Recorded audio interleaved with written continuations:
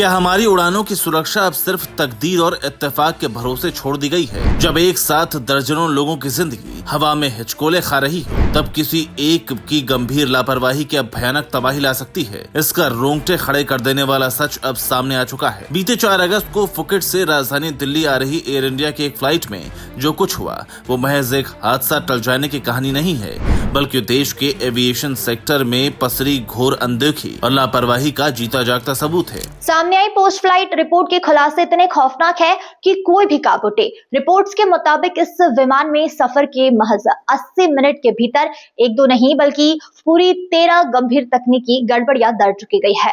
उड़ान के दौरान अचानक से ऑटो पायलट सिस्टम ने काम करना बंद कर दिया और वो बंद हो गया, जिसके चलते प्लेन को हाथों से यानी कि मैनुअल मोड पर संभालना पड़ा। मुसीबत यहीं खत्म नहीं हुई। विमान के तीनों हाइड्रोलिक नेटवर्क एक साथ लो प्रेशर का सिग्नल देने लगे। हवा में संतुलन बनाने वाले लेफ्ट और राइट एलिवेटर ठप होने की कगार पर पहुंच गए। सफर के 44वें मिनट में इंजन 1 के एंटी-आइस मैकेनिज्म ने भी जवाब दे दिया। एक ही वक्त में तीनों हाइड्रोलिक सिस्टम और दोनों एविएटर का एक साथ फेल होना किसी बड़े हादसे का साफ बुलावा था। इस खतरनाक स्थिति का नतीजा ये हुआ कि आसमान में उड़ता हुआ प्लेन अचानक करीब 300 फीट नीचे की तरफ गिर गया। उस वक्त विमान में 137 बेखबर मुसाफिर और 8 क्रू मेंबर मौजूद थे, जिनकी सांसें हलक में अटक गई थी। हालांकि पायलट्स ने जैसे तैसे दिल्ली में विमान को सुरक्षित उतार तो लिया, लेकिन इस मामले का सबसे शर्मनाक पहलू और भी डराने वाला था। जांच में यह चौंकाने वाला सच निकल कर आया है कि जिस मुख्य पायलट के हाथों में 100 से ज्यादा जानें थी, उसने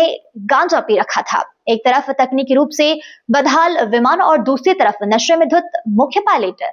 यह संयोजन इतना जानलेवा साबित हो सकता था, इसका अंदाजा लगाना भी डरावना है। हवाई सफर को दुनिया में सबसे सुरक्षित माध्यम माना जाता है, लेकिन क्या ऐसी गैर जिम्मेदाराना कार्यशैली के साथ हम यात्रियों को सुरक्षा की गारंटी दे सकते हैं? अगर तकनीकी रूप से जर्जर हो चुके विमान हवा में उड़ेंगे और नशा करने वाले क्रू को कंट्रोल थमा दिया जाएगा, तो क्या इसे सिर्फ एक इत्तेफाक माना जाए या फिर मासूम जिंदगियों के साथ किया गया खुला खिलवाड़?